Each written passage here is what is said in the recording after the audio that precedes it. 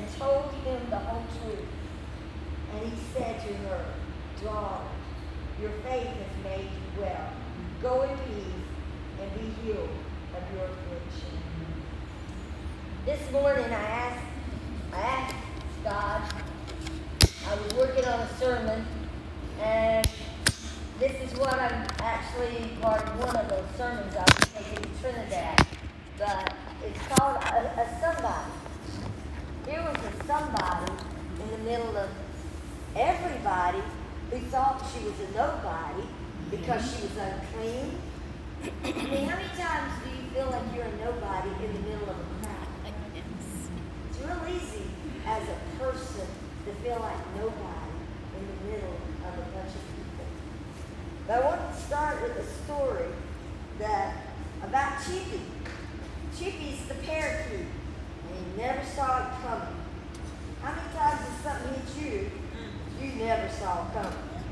One second, he was peacefully perched in his cage, and next, he was sucked in and washed up, blown over.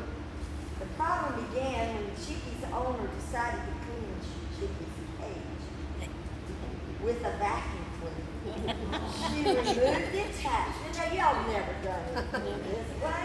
She removed the attachment from the end of the hose and sucked it in the cage. Stuck it in the cage. The phone rang. You know, we multitask, right? The phone rings, and she turns to answer it. She barely said hello when Chippy got sucked in. The bird owner gasped, "Oh, Lord," put down the phone, turned off the vacuum cleaner, opened the bag, and there was Chippy, still alive but stunned. Since the bird was covered in dust and soot, she grabbed him, raced to the bathroom, turned on the faucet, held Chippy under the running water, and then realized that Chippy was shaking and shivering and cold. So she did what anybody would do, compassion. She grabbed the hairdryer and she put it on hot and glued, blasted the poor little bird with the hot air. Poor Chippy never knew what hit him. A few days after the trauma, the reporter who initially had written the report called and asked, "How's Chippy?" "Well," she replied, "Chippy doesn't sing much anymore. He just sits and stares. It's not hard to see why. Sucked in, washed up, and blown over, that's enough to steal the song from the stoutest of hearts." You see, he was sucked in, washed up, and blown over. And that's the way we get sometimes. And it's hard. That about sums up about how many times we feel. It describes the certainty of our trials and our feelings, and sometimes makes us feel even powerless in our trials. Because you see, Chippy couldn't control what was happening to him, but it still happened. An army chaplain had a sign on his door that said, "If you have troubles, come in and tell me all about them. If you don't have troubles, come in and tell me how you don't have them." Yep. In this story in the Bible, there were two hopeless situations if you read it. There was a man named Jairus who had a 12-year-old daughter, and she was dying, and nobody could touch her. And here's a woman who had a 12-year disease that she couldn't get any help for. And she had an issue. They call it an issue. And it's hard in a hopeless situation. But I got news for you. The Jesus that I have is not hopeless. And he can deal with our hopeless situation. And anybody in here has some situations in their life that we sometimes feel are right at hopeless. Sometimes we can't control what goes on in our lives. And I can tell you, I understand what this woman had and what she felt like. Because 44 years ago, it seems like a lifetime to me, but I got the news one day that my mom had cancer, and the doctor had given her 6 months to live. And sure enough, 5 months later, she passed away. Then 30 days after that, my grandmother had grieved herself to death and she died, but she couldn't deal with my mom died.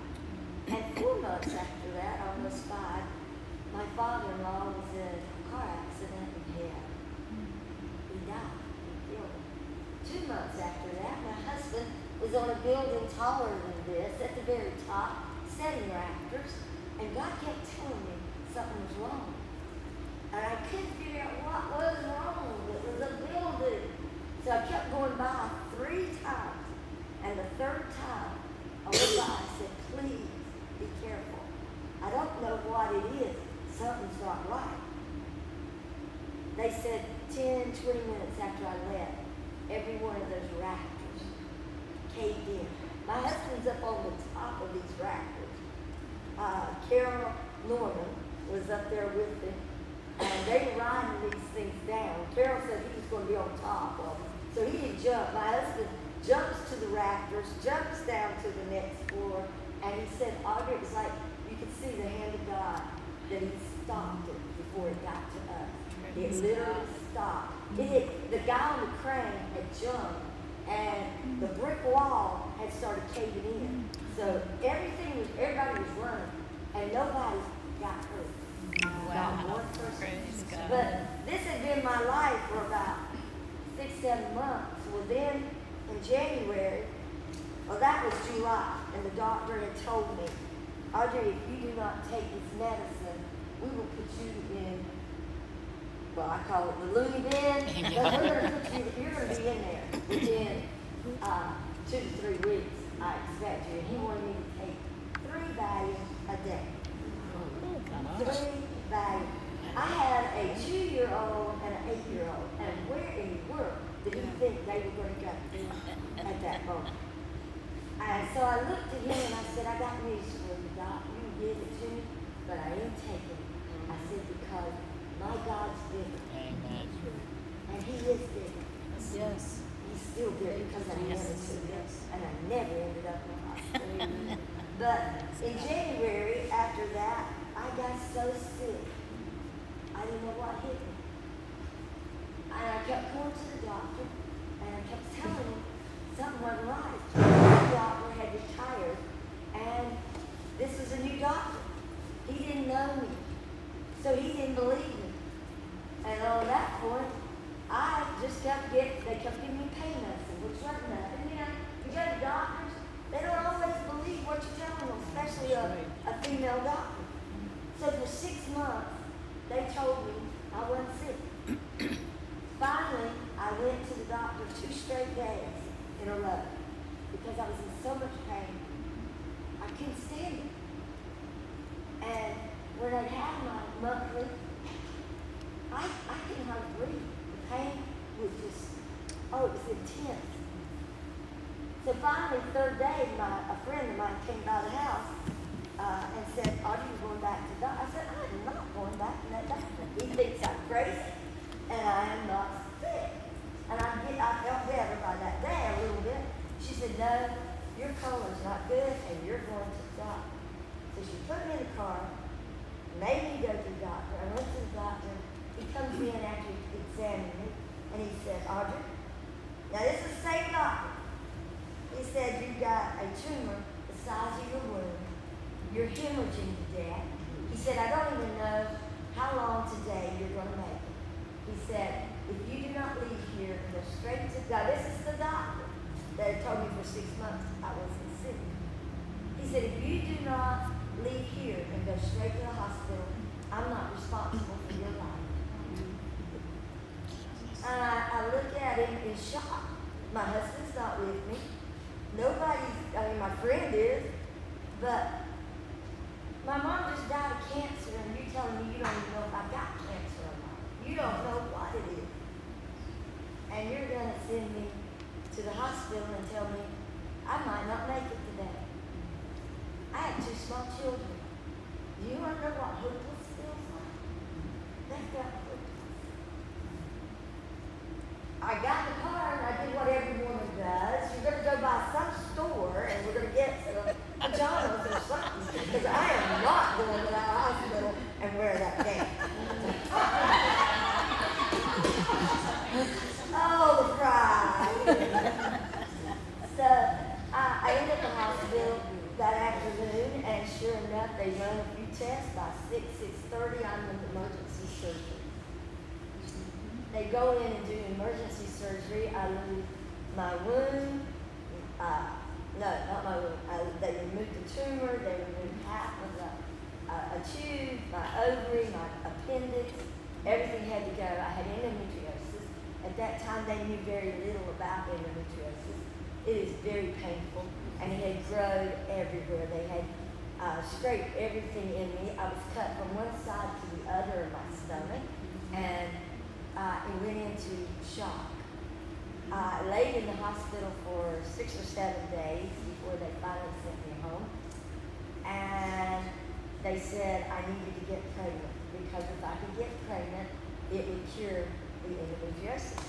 Well, I looked at the doctor and I told him, I said, well, I got news for y'all. I am not getting pregnant. I told God I'd have 2 children, and they would be 6 years apart, because I want to have a child at home at the same time. So I don't care what goes on. I am not getting pregnant. That was me. I had planned my life. I had ministry. I was doing ministry, and that was what I wanted to do. And I thought, I don't have time to raise more kids. I have been raising kids all my life. Nothing ever have I been without a child yet. To this day, I turned 70 today. I still have a child in my home. So, yeah, God bless. Let me tell you, don't tell God what you won't do. You're going to do it anyway. But 3 months after that, I ended back up in the hospital. They ended up having to take my ovaries, both ovaries out, my womb and my tube, and they had to scrape everything in me because it had grown so bad. It wrapped around my intestines, every organ in my body just about. They had 360-something stitches inside of me. I went into shock. I remember waking up, and this nurse came in. I don't even know where she came from, and told me everything I needed to do. She said, I'm going to give you instructions. This is what you're to do, and I want you to do it. And you're going to be all right. I was burning up with fever because I had an infection. And I couldn't understand. I thought, am I hallucinating? Am I seeing this woman is really talking to me? And so for days, I kept asking for this lady. I had a name. I had everything. They said, Miss Gunn, this woman don't exist. But this woman came into my room. She told me what to do. I did exactly as she said. I didn't have any pain, no side effects, nothing, because I did exactly what she said. But they said it hadn't been an angel because the woman didn't exist. So all I know is God sent this woman, this angel, to me at the time I needed. I went into menopause shock. I didn't know what menopause was. Okay? Get me. I'm 26 years old. I don't know what menopause is. Menopause was something I would say that I've been going through since I was 26 years old. Most ladies go through it for a couple of years and they get out of it, I'm assuming. I don't know because I never got out of it. The depression was severe. The blackness, I wish I could tell you it wasn't black, but they were days. I didn't know I even existed. Pastor said he found me one day because I was dealing with my mom gone, my grandmother gone, surgery, menopause, depression, anxiety. I had to learn at a young age to deal with life. It was ugly. I watched one of my friends that went through some of the same thing, commit suicide.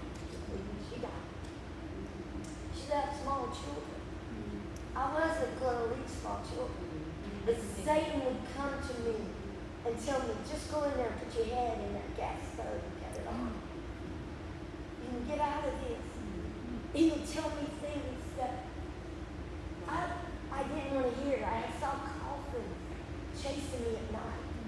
Because I'd see my mom and my grandmother's coffin at night chasing me. I saw things that I didn't know you could go through. Hot flashes, mood swings, anger.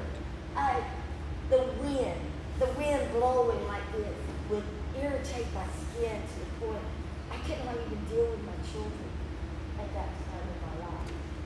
But I refused to give up. I refused to take anything. I told the doctor, I don't care what you got, God is greater. Yes. And I've had people to ask me, how can you say and get through this? I can tell you how you can get through it. And it is through Jesus Christ himself. Because he is the answer. Not pills, not doctors, and not this world. The world will kill you.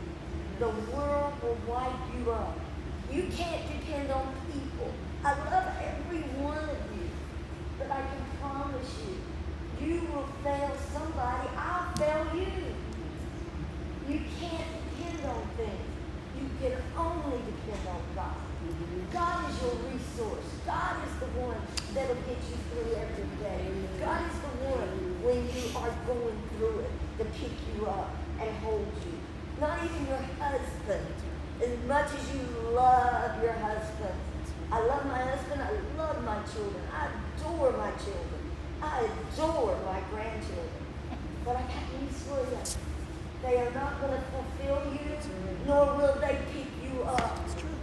They love you. They love you. But they got their life too. And everybody, there's not one of you in here that don't have your own problems. And that don't have your own set of needs.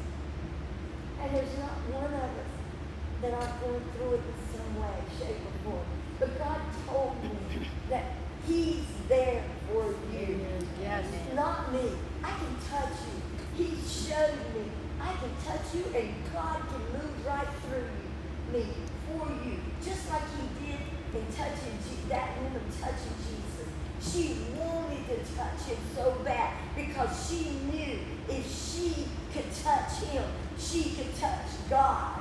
And that is what we got to realize. When we get on our face before God, we can touch the one who can heal us, who can save us, who can take us through. I didn't say take you out, but take you through the situations you're going through. Yeah, I wish at 26 years of age, he would have taken me out of some of the situations.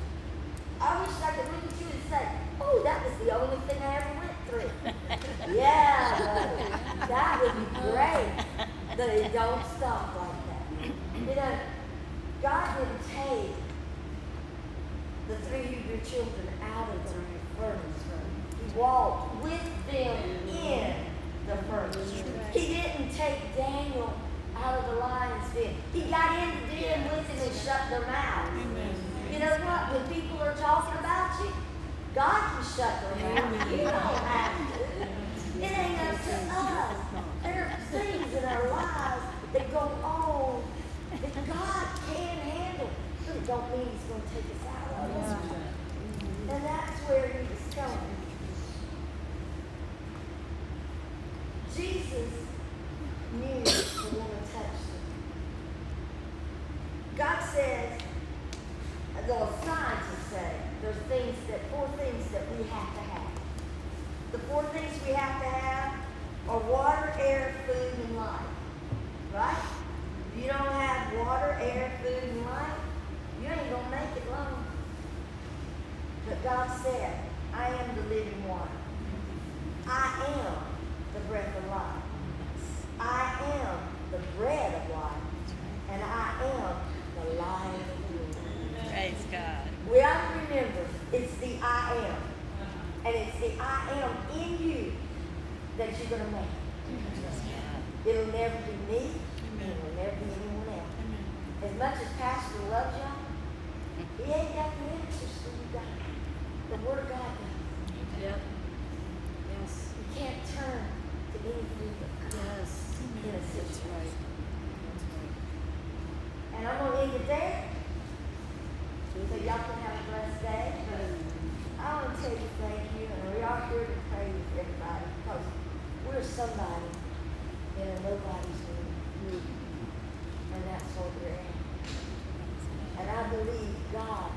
I didn't go over all this. This is going to Trinidad, but he called her daughter.